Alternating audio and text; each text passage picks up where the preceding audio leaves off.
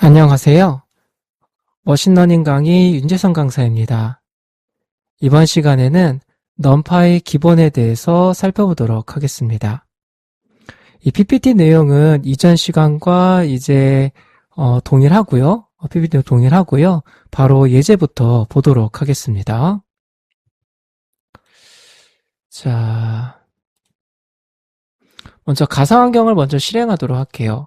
여러분들이랑 가상환경 실행시키는 연습을 몇 번 하기 위해서 제가 계속 끄고 있습니다. 그래서 이 강의 끝나고 그 다음 강의부터는 그냥 처음 시작할 때부터 주피터를 실행한 상태에서 강의를 시작하도록 할 거예요. 그래서 먼저 명령 프롬프트 실행시켜 주시고, 자, 요 가상환경 폴더에 있는 액티베이트, 자, 실행해 주시고요. 주피터 노트북입니다.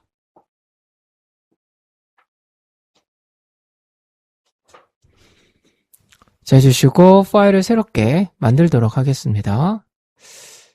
자, 이 파일은 얘는 1번 이렇게 주고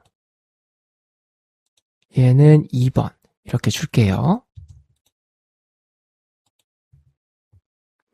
자, 해서 새로운 파일 만들도록 하겠습니다. 자, 03 numpy 기본 3이라고 주도록 하겠습니다. 그래서 이렇게 했고요. 자, 일단 라이브러리부터 임포트 하도록 하겠습니다. import numpy as np. 자, 실행해 주시고요. 자, 요거 마크다운으로 바꿔 주시고요. 자, 행렬의 차원 변경입니다. 자, 1차원 행렬을요, 다차원 행렬로 변경을 하거나요, 아니면은 다차원 행렬을 1차원 행렬로 변환을 하는 과정이 되겠습니다. 자, 해서 1차원 행렬을 생성하겠습니다. array는 np.arrange 15고요. array 1 해서 실행해 주시면 이런 식으로 쭉 1차원 0부터 15-1까지로 구성되어져 있는 1차원 행렬을 생성을 했습니다. 다음 행렬의 차원 정보를 확인해 보도록 할 텐데요. 자, 1차원 행렬인 경우 행렬이 관리하는 원소의 개수를 튜플에 담아 변환해 준다라고 하도록 하겠습니다. 그래서 A1은요, array 1.shape 그래서 찍어보시면은 이렇게 나와요. 보시면은 그냥 이게 15라고만 되어져 있으면 얘가 이제 정수에 해당해요. 근데 이제 이 행렬은 1차원일 수도 있지만 다차원일 수도 있습니다. 그래서 행과 열의 수, 행과 열의 면의 수 이렇게 될 수도 있기 때문에 행렬이 관리하고 있는 이제 원소의 개수를 가져올 때 1차원이면 이런 식으로 표시가 돼요. 요게 튜플이라는 뜻이에요. 그래서 여러분들 이렇게 튜플을 10, 20을 가지고 있는 튜플을 만드시면 이렇게 출력이 됩니다. 근데 값 하나만 가지고 있는 튜플을 만드시면 이렇게 지금 이렇게 정수값 10 하나만 나오는데요. 이렇게 튜플 함수를 가지고요. 이렇게 만들어 주시면은 이런 식으로 데이터 하나 있는 이렇게 만들어서 출력해 주시면 이런 식으로 나와요. 그러니까 얘는 값 하나를 관리하는 튜플이라는 의미로 이런 식으로 출력이 되고 있는 겁니다. 그냥 그래서 요거에 0번째 하시면 15 이런 식으로 나오게 됩니다. 자, 먼저 1차원을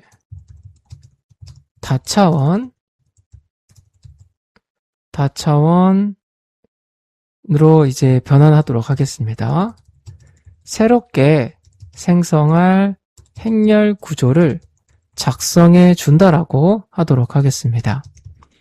array2는 array 1.reshape 행과 열의 구조예요. 행열 해주시고 array2를 찍어주시면 이런 식으로 행과 열의 개수가 이렇게 나오는 걸 보실 수가 있으십니다.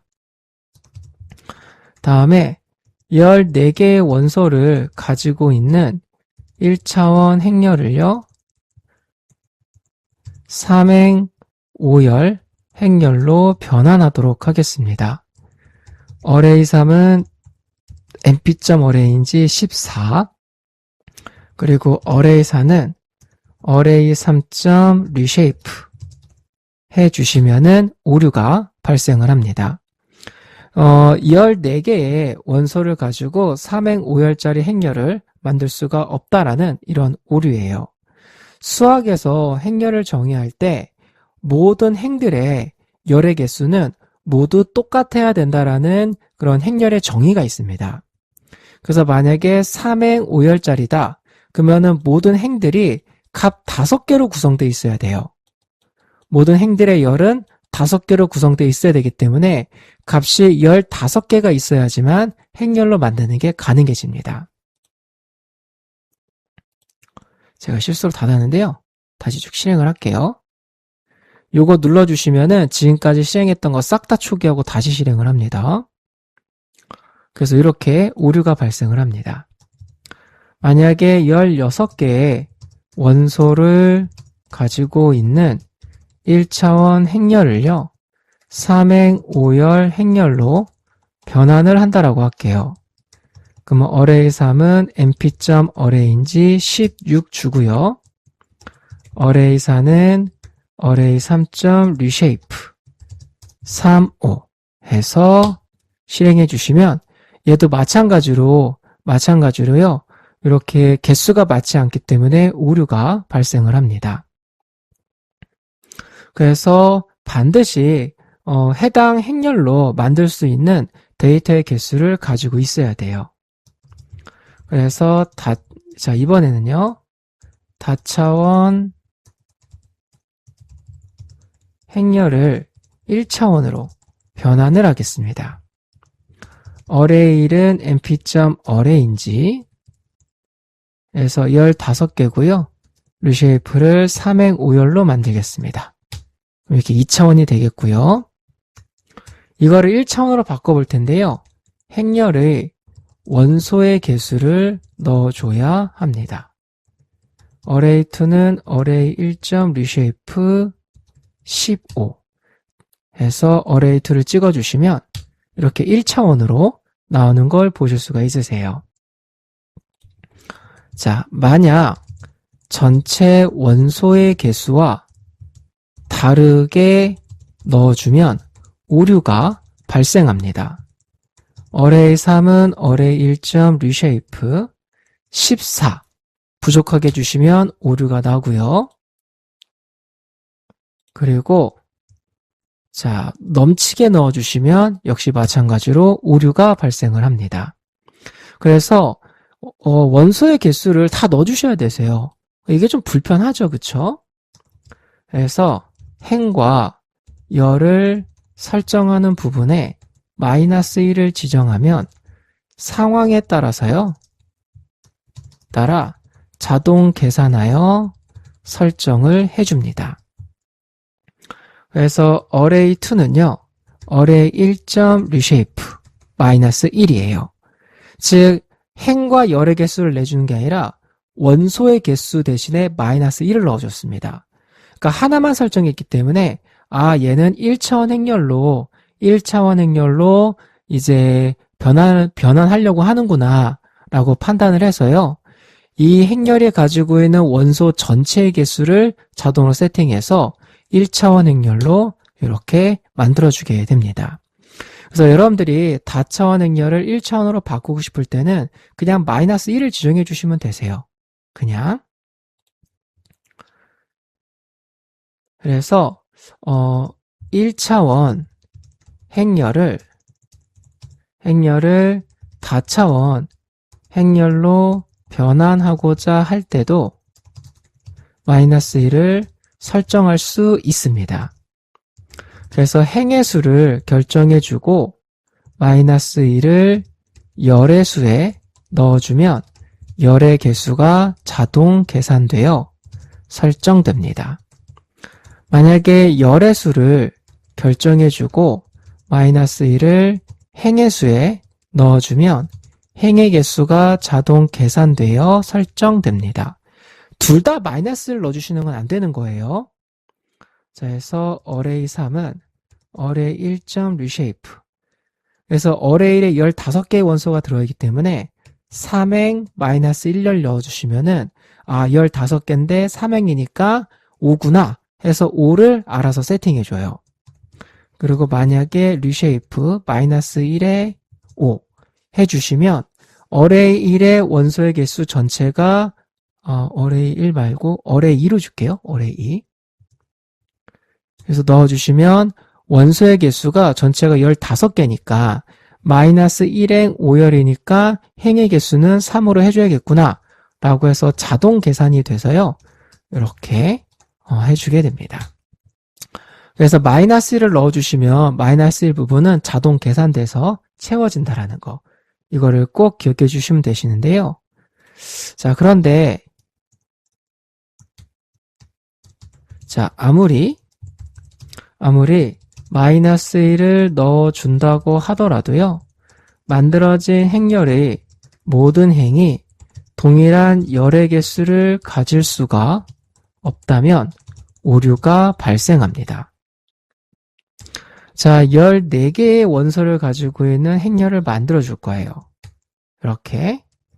자, 해서 np.reshape 3에 마이너스 1을 넣어주시면 14개의 원소를 가지고 3행짜리 행렬을 만드는 게 불가능해요. 3으로 딱 나눠서 떨어지지 않기 때문에 비어있는 부분이 생길 수밖에 없거든요. 그래서 얘는 3행짜리 2차원 행렬로 만드는 게 불가능합니다. 그래서 array, np.reshape가 아니라 array 1.reshape 해주시면은 이렇게 오류가 발생되는 걸 확인해 볼 수 있습니다. 그래서 안 맞기 때문이에요, 개수가. 자, 다음에는 마크다운으로 바꿔주시고요. 얘는 이제 행렬의 정보라고 하도록 하겠습니다. 자, array 1은 np.array 10, 20, 30, 40, 50 주시고요. array 2는 np.array 자, 해주시고 1, 2, 3, 4, 5, 6 이렇게 하도록 하겠습니다. 자, 이렇게 해주시고요. 자, 행렬의 차원의 수가 되겠습니다. array 1.ndim, array 2.ndim 해주시면 이렇게 행렬의 차원의 수가 잘 출력되는 거 보실 수 있으십니다. 다음에 행과 열의 수인데요. 자, array 1.shape, array 2.shape 해서 실행해 주시면 자, 1차원 행렬 원소 5개니까 5고요. 2차원 행렬 원소 2개니까 행과 열의 수, 2차원 행렬이니까 행과 열의 수가 이렇게 튜플 형태로 반환되는 거 확인해 볼 수 있습니다. 자, 다음에요. 자, 전체 원소의 개수입니다. array 1.size, array 2.size 해주시면 행렬이 관리하고 있는 전체 원소의 개수를 가져오실 수가 있으십니다. 다음에는요. 행렬이 관리하는 값들의 타입이 되겠습니다. array 1.dtype 해주시고요. array 2.dtype 해주시면 행렬이 관리하는 값들의 타입을 파악할 수가 있습니다. 다음에 마크다운으로 가도록 하겠고요. 자, 통계 함수입니다. 이 통계 함수들은요, 판다스에도 동일하게 나오게 됩니다. 그래서 여기에서는요, numpy 라이브러리를 통해 통계값을 구하는 방법에 대해서만 살펴보도록 하겠고요. 그리고 어떠한 종류의 통계 함수가 있다라는 거는 판다스 가서 그때 가서 하도록 하겠습니다. 그래서 array 1은요. np.arrange 15.reshape 3의 5를 주도록 하겠고요. 자, 이렇게 출력이 되고요. 자, 다음에 행렬점 함수 방식입니다. 자, 행렬이 가지고 있는 값을 통해 통계값을 구하게 됩니다. A1은 array1.min이고요. A2는 array1.max, A3는 array1.min이 되겠습니다. 얘는 2차원 행렬이에요. 그래서 요거를 찍어보시면 전체에서의 그러니까 전체의 평균, 전체의 최대값, 전체의 최소값 이렇게 가져올 수가 있습니다. 이거는 그냥 통계함수의 종류는 나중에 판다스 가서 볼게요. 이러한 방식으로 사용한다는 것만 여러분들이 좀 봐주시면 될 것 같고요. 그리고 만약에 얘는 이제 전체 원소 전체의 통계량을 구하는 거거든요. 근데 행별 통계를 내가 구하고 싶다 라고 한다면 array 1점 해주시고 A6의 1 이렇게 이 A6가 작업의 기준을 설정을 할 겁니다. 행을 대상으로 작업을 할 것인지 열을 대상으로 작업을 할 것인지 그거를 설정하는 게 A6예요. 그래서 이렇게 해주시면 값이 이렇게 나옵니다. 이렇게. 그래서 이렇게 묶어서 하나, 이렇게 묶어서 하나, 이렇게 묶어서 하나 이렇게 통계량 값을 구해서 가져오게 됩니다. 만약에 내가 열별 통계를 구하고 싶다. 그러면 저 A6에다가 0을 넣어주시면 되세요. A1은 array1.min, A6는 0이고요. array 1.max, A6는 0. 열별 통계니까 5개의 값이 나오겠죠. 이렇게 해서 실행해 주시면 이렇게 값 5개씩 나오는 걸 보실 수가 있으십니다. 또 다른 방법으로요. 자, numpy.함수 이 부분인데요. np.min array 1, np.min array 1에 A6는 1, 는 np.min에 array 1에 A6는 0. 그래서 찍어보시면은 이렇게 각각 잘 구해서 나오는 걸 보실 수가 있으세요. 이게 행렬점 통계함수를 쓰는 거랑 그 다음에 np.점 통계함수 그리고 행렬을 넣어주는 거랑 이게 똑같아요. 근데 똑같은데 왜 여러 개를 제공하지? 이렇게 생각할 수도 있잖아요. 근데 이 밑에 거는 여기 안에 행렬뿐만 아니라 리스트나 튜플도 넣어줄 수 있어요. 그래서 numPy의 행렬만을 가지고 무조건 통계값을 구할 수 있다? 이거는 아닌 겁니다. 굳이 리스트나 투플로 되어져 있는 이제 형태를 행렬로 통계값을 구하기 위해 행렬로 만든 다음에 통계값을 구하는 작업을 하지 않으셔도 된다라는 거예요. 그래서 numpy.함수는요. 함수 방식의 통계 함수들은 다른 것들을 통해 통계값을 계산할 수 있도록 추가로 제공하는 함수들이 되겠습니다. 그래서 A1은 10, 20, 30, A2는 10, 20, 30